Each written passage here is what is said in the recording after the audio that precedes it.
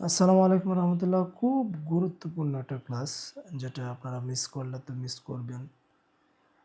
এরকম রোগী আপনার চেম্বারে বা আপনার কাছে অহরহ আসবে। এটার চিকিৎসা আপনার জানতে হবে, করতে হবে। অনেক মা বোনরা আছে, আহ, তাদের বয়স তেমন হয় নাই, তারপর আয়সা বলে যে হুজুর আমার তো মাসিক বন্ধ হয়ে গেছে, মাসিক হচ্ছে না এমনিতেই, অথবা এমনিতেই হুজুর আমার তো মাসিক শুরু হইলে শেষ হইতেছে না। আমার কাছে এমনও রোগী আসে যে 2 বছর একটানা রক্ত যায়, একটানা মাসিক হয়। এগুলো আলহামদুলিল্লাহ কোরআনের শক্তিতে বন্ধ হয়েছে। একটানা 3 মাস, 2 মাস একটানা মাসিক হয়, অথচ বিয়ের সাথে কিছুই হয় নাই, তার গর্ভে কোনো বাচ্চা নাই, তারপরও এরকম অবস্থা। তো উভয়ের জন্য এখানে দেখেন আমি উভয় লিখে দিছি, হ্যাঁ, উভয়ের জন্য, মানে যাদের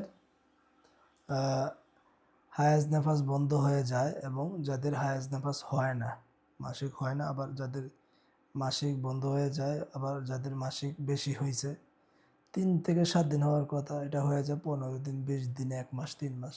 তাহলে এটা হচ্ছে আহ, জিন বা জাদুর লক্ষণ বা শারীরিক লক্ষণও হতে পারে। তো এটা থেকে পরিত্রাণ কিভাবে পাবো আমরা?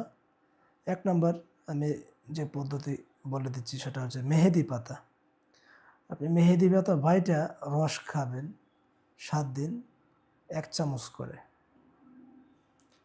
এটা সকালে ফজরের নামাজের পর মেহেদি পাতা বাইটা রস খাবেন। কয়দিন? 7 দিন, 1 চামচ করে। আপনি চাইলে প্রতিদিন এটা প্রতিদিন রস বানায় খাইতে পারেন। আপনি আপনার রুগীকে দিবেন আর কি, এভাবে বলবেন, দিবেন রুগীকে যে আপনারা মেহেদি পাতা বাইটা রস খাবেন 7 দিন, 1 চামচ করে। আচ্ছা, সোনা পাতা পাউডার আছে। সোনা পাতা নামক একটা পাউডার আছে। ওই পাউডারটা এলাকায় পাওয়া যায় বা আমাদের সিলেটে পাওয়া যায়, আমার কাছেও আছে। ঠিক আছে, যে সোনা পাতা আপনারা বলবেন যে আপনারা সোনা পাতা পাউডার, পাউডার কিন্তু পাতা শুধু না, পাউডার 50 গ্রাম জাল দিয়ে 1 লিটার পানিতে জাল দিবেন। 50 গ্রাম সোনা পাতা পাউডার 1 লিটার পানিতে দিবেন। এই 1 লিটার পানি জাল দিতে দিতে একবারে আটাইবেন, আটায়া তো 3 চামচ করে এভাবে 7 দিন খাবেন। ঠিক আছে, 3 চামচ করে 7 দিন খাবেন। 2 নং নিয়ম, যদি এটা কঠিন মনে হয়, সোনা পাতা এই সেই বকর সকর, তাহলে সরাসরি 2 নং নিয়মে আসবেন। সূরা ফাতিহা 7 বার, আয়াতুল কুরসি 7 বার, জাদু নষ্টের আয়াত 1 বার ও আয়াত শেফা 1 বার। হাদিসের দোয়া আছে, আপনাদেরকে দিয়ে দিচ্ছে, এগুলো মুখস্থ করে নেবেন। হাদিসের দোয়া আছে, এগুলো পরে পানিতে পরে 7 দিন খালি পেটে। তো এগুলো পরে পানিতে পরে ফু দিবেন।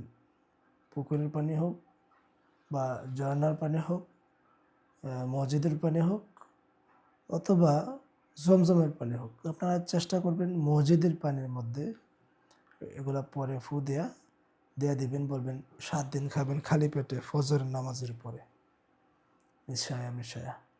ইনশাল্লাহ তার মাসিকের সমস্যা দূর হয়ে যাবে। বেশি হইলে কমে যাইব, আর একবারে বন্ধ হয়ে গেলে তার এটা চালু হবে। 3 নং নিয়ম, ফাতেহা 1 বার, কুরসি 1 বার, সূরা নূরের 35 নং আয়াত 1 বার, 3 কুল 1 বার, হাদিসে বর্ণিত দোয়া 1 বার, বা শুধু নূরের 35 নং আয়াত 40 বার পরে ফু দিয়ে পানিতে 7 দিন খাবে। এগুলো না পড়ে যদি শুধু নূরের 35 নং আয়াত 40 বার পরে ফু দেন, আপনি ফু দিয়ে দিবেন।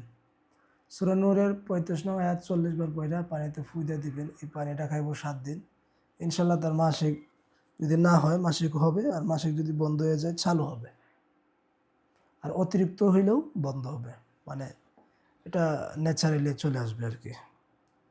ঠিক আছে, 4 নং নিয়ম, ফাতিহা, আয়াতুল কুরসি, তাওবার 14 নং আয়াত, জাদু নষ্টের আয়াত, সূরা ইউনূসের 57 নং আয়াত, নাহলের 79 নং আয়াত, বনী ইসরাঈলের 82 নং আয়াত, সূরা সূরা শূরার 80 নং আয়াত, হামিম সেজদার 44 নং আয়াত, 3 কুল পরেও যদি পানিতে ফুঁদা দেন 7 দিন খাবে, ইনশাল্লাহ ঠিক হয়ে যাবে।